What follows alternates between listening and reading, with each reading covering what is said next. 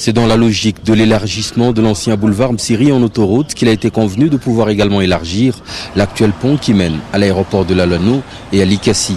Une tâche éprouvante au vu de sa position. Ce pont a toujours gardé sa dimension coloniale au mépris de l'explosion démographique spectaculaire de Lubumbashi et de son charroi automobile. Une fois de plus, le sens du défi de l'honorable Moïse Katumbi Tchapoué était mis à l'épreuve. Plusieurs jours de chantier après, l'ouvrage parti de terre se retrouve exactement à hauteur de l'ancien pont. Et 2 jours seulement, le 17 et le 18 mai 2013, ont suffi pour la très difficile opération de pose des poutres préfabriquées.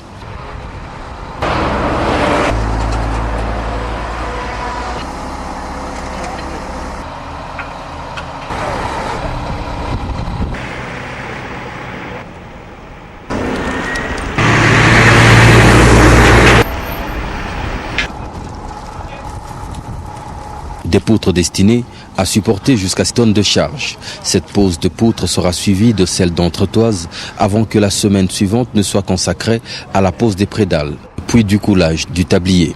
C'est la partie la plus difficile de l'ouvrage. Une fois qu'on a terminé, comme on a terminé, on va terminer aujourd'hui.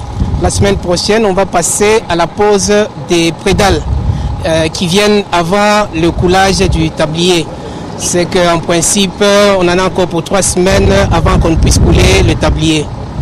Et quelles sont les propriétés de chacune des poutres? Écoutez, les poutres sont calculées pour pouvoir supporter la charge de 60 tonnes de charge. Ok, disons une fois qu'on a coulé le tablier, ce sera un tablier de 10,50 m pour 3 bandes avec 2,50 m de passage de piste cyclable. Et après, je crois que si tout va bien, début juillet déjà, on pourra ouvrir la circulation parce que nous aurons besoin de plus ou moins 28 jours avant qu'on puisse ouvrir la circulation. Ce nouveau pont de la génération Katumbi ne manquera pas de prouver son utilité et son opportunité une fois ouvert au public d'ici le mois de juillet.